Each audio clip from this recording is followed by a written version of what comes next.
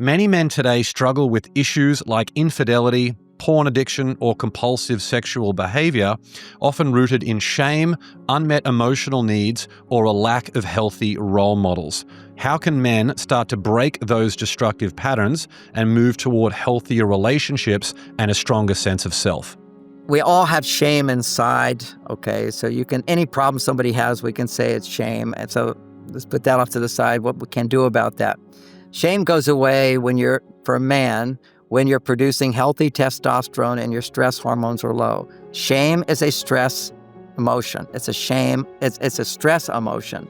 So if we start getting rid of the stress emotions in our life, addictions go away.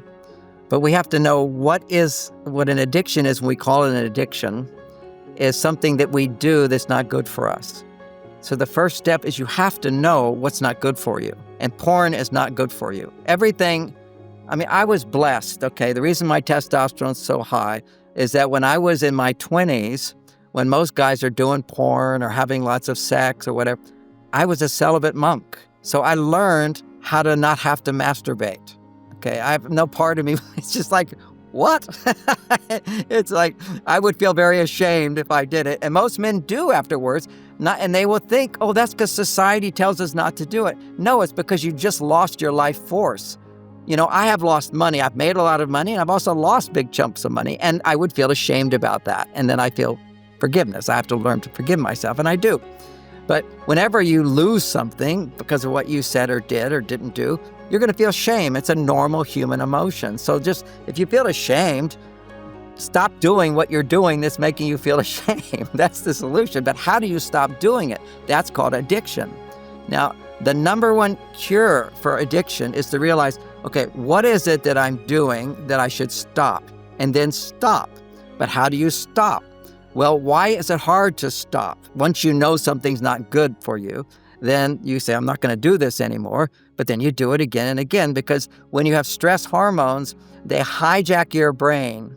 And what they do is they produce your brain needs to make dopamine when you're stressed, because your body thinks I'm in danger. So I have to take action. And so your brain's going to go to whatever produces the highest dopamine.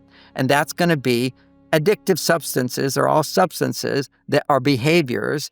Porn is a behavior, but it produces massive amounts of dopamine, more than normal amounts. So once you start getting into the routine of taking an addictive substance, for example, we take cocaine, most people understand that's an addictive drug and it's hard to stop taking it.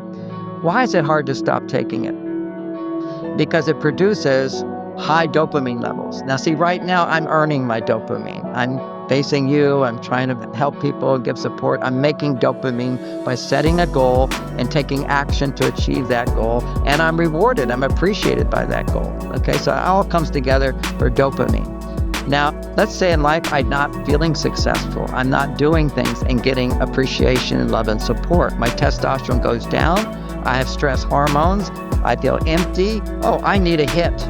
And so somebody comes along, gives you dopamine, and that's free dopamine. You didn't have to earn it. You kind of go, whoa, that's fantastic. I can't do this on my own. And your testosterone shoots up. You feel like a man for a brief moment, just for a little while. That's it. And then it crashes back down. So it goes up, it crashes down, and now life is even more boring and flat. You need that excitement from dopamine, so you go back to the drug. Same thing with porn. When you do porn, what happens? Your brain changes. You get this big dopamine hit, and no woman in real life can ever produce that much dopamine in you. You see, it's like vegetables can only produce so much dopamine. Sugar can. So that's why you teach your children, you don't give them desserts before a meal, because if you give them dessert, you get a big dopamine. I want the sweets. Vegetables are boring because they don't stimulate as much dopamine. But see, the way dopamine works is high dopamine has to, before it to feel the hit, to feel good about it, it gets released in the brain and it goes into a receptor site. And the receptors, when it hits the receptor site says, ooh, that feels good. And then it's gone. So that feels good and it's gone. But if it's a big hit, then what happens, the receptor site closes down. So now your ability to receive dopamine, the hit of dopamine, is less. Very much like if I looked into the light as sunshine, my pupils will close. And if you go into a regular room, they'll seem dark until the pupils open up. Same thing. When you hit the big high, everything seems a little dark.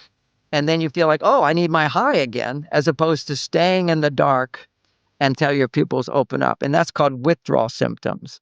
So, how do you minimize withdrawal symptoms? I figured out the solution for this because that's what all ADD is. For a male, it's hyper focus. Sit in front. They say a boy in classroom can't listen to the teacher. He's restless, can't stay still. His mind's going everywhere. Put that same boy in front of a video game that stimulates dopamine. He can sit there all day. Okay. So it's not like a problem focusing, it's inhibited dopamine function. And I explained when you have high stimulation, your receptor sites close down, and you do that over time, you have inhibited dopamine function. That's ADD symptoms for boys. It's often the reverse for many women, which is overwhelmed. They can't focus. They have too many things to do. So they're multifocusing everywhere and they're overwhelmed. So that's another problem.